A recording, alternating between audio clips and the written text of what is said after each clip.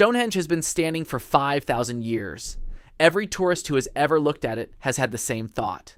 How? Not who built it or why. How? Those stones are enormous. The largest weigh 30 tons. There were no cranes, no trucks, no machinery of any kind, just people. And somehow those people moved hundreds of massive stones across distances that would challenge a modern logistics operation, then stood them upright with perfect precision. The answer is not aliens.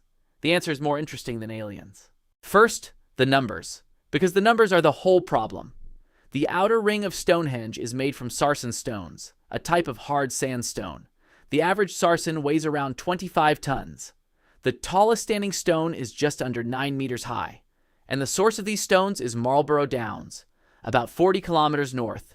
40 kilometers. 25 tons. No wheels, no engines. Then there are the Bluestones, the smaller inner stones weighing between 2 and 5 tons each. Their source is the Prehistory Hills in Wales, 250 kilometers away, across rivers, hills, and a stretch of open sea. Someone looked at a rock in Wales and decided it needed to be in Wiltshire, and then they made that happen. Archaeological and experimental evidence gives us a clear picture of the transport method, even if some details are still debated. The Sarsens were likely moved on wooden sledges, platforms of timber dragged across a prepared trackway.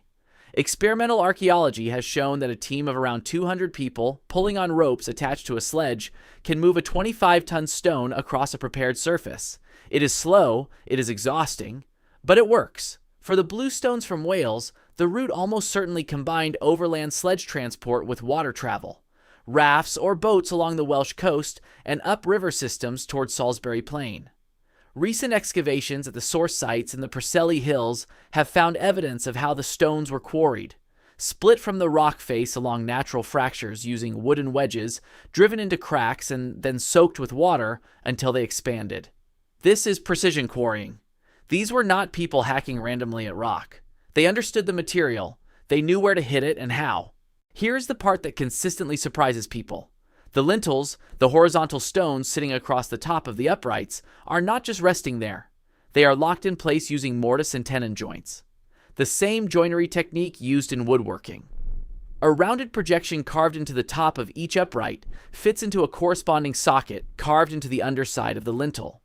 Stonehenge's builders took a technique developed for timber construction and applied it to stone. They carved it by hand into some of the hardest rock in Britain using antler picks and stone tools. The lintels also curve slightly. Each one is shaped to follow the arc of the circle. This is not accident. This is intentional design executed with tools that should not have been capable of it. The popular image of Stonehenge is a place of druidic mystery. The archaeological reality is both more mundane and more moving. It was, among other things, a cemetery.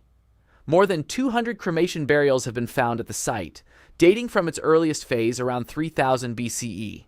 DNA analysis of the remains shows that people buried at Stonehenge came from across Britain, and some from mainland Europe. They traveled to this place to be interred in it. The monument attracted the dead from hundreds of kilometers away. Whatever Stonehenge meant to the people who built it, and it clearly meant something profound, it was a place where the dead were brought home. Stonehenge was not built in a day. It was built and rebuilt across 1,500 years by multiple generations who never saw the finished result. Each generation added to something begun by people they had never met, toward a completion none of them would live to see. That is not primitive thinking. That is long-term planning on a scale most modern institutions cannot match. The stones are still standing. 5,000 years of British weather have not moved them. Whoever these people were, they built things to last. Like and subscribe if you enjoy these videos. I'll see you in the next one.